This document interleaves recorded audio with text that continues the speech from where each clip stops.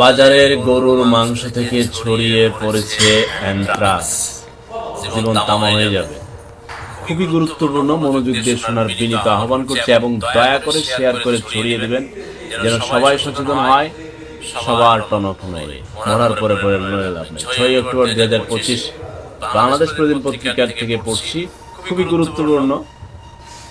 রংপুর জেলায় 13 লাখ গরু রয়েছে। গরু থেকে মানব দেহে অ্যানথ্রাক্স ছড়িয়ে পড়ায় নড়ে চড়ে বসেছে প্রাণী সম্পদ দপ্তর ও স্বাস্থ্য বিভাগ। গরুর থেকে মানুষে, চিন্তা করেন, গরু হলে গরু মারা যাচ্ছে, তাহলে মানুষে কিভাবে আসে? অ্যানথ্রাক্স প্রতিরোধে এই পর্যন্ত 1,70,000 গরুকে ভ্যাকসিন দেওয়া হয়েছে। এখনো 10 লাখের বেশি গরু ভ্যাকসিনের আওতার বাইরে রয়েছে। অ্যানথ্রাক্স যে পরিমাণ গরু মারা গেছে তার চেয়ে কয়েক গুণ বেশি অসুস্থ গরু, বুঝেন না, মাংস বিক্রি করাই। অসুস্থ গরুর মাংস থেকে রংপুর এই পর্যন্ত অসুস্থ মানব দেহে অ্যানথ্রাক্স ওষুধ দেওয়া হয়েছে। গরু অসুস্থ হয়েছে, আইন এটারে সিস্টেম করে ফেলছে, সিস্টেম করে বাজারে বিক্রি আরম্ভ করে দিচ্ছে। ওই মাংস মানুষ খাইছে আর মানুষ তো আক্রান্ত হয়েছে। তার মানে এখন তো পত্রিকায় রিপোর্ট হয়েছে, তাহলে কি হতে পারে? রংপুরের এই যে অসুস্থ মালগুলা ট্রাকে করে অন্যান্য জেলায় চলে যাবে। সেটা আপনার বাজারে আছে না, আপনার পাশে যেখান থেকে আনেন মাংস, ওইখানে চলে আসতে পারে। 100% শিওর থাকেন।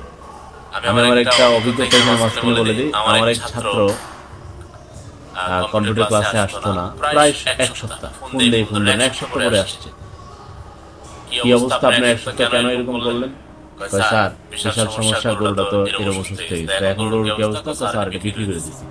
হ্যাঁ, ভয়াবহ অবস্থা, গরু বিক্রি করে দিচ্ছেন। কয়েকগুলো তো পাইকার আছে, বাড়ি বাড়ি গিয়ে ঘুরে তিনি কই যাইব, কইলে চলে আসবো বাজারে, কাইটে বিক্রি করে দিবে।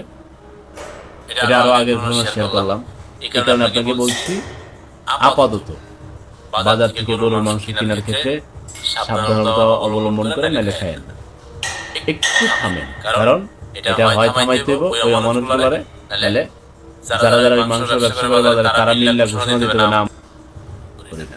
আপনাকে লিখিত দিয়ে বলতে হয় এই অসুস্থ গরুগুলা কিনে মানুষকে খাওয়ায়। আমি আপনাকে যাই নিয়ে বলছি, আরেকটা ঘটনা বলি, কুত্তায় কামড়েছিল গরু, এইটাও বিক্রি করে দিচ্ছে।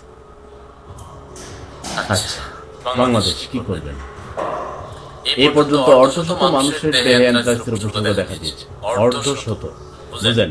যে জায়গায় ওই জায়গায় ক্ষত হইতে থাকে, গরুর অ্যানথ্রাক্সের গরু মরে যায়, মানুষ খেয়ে, বুঝেন?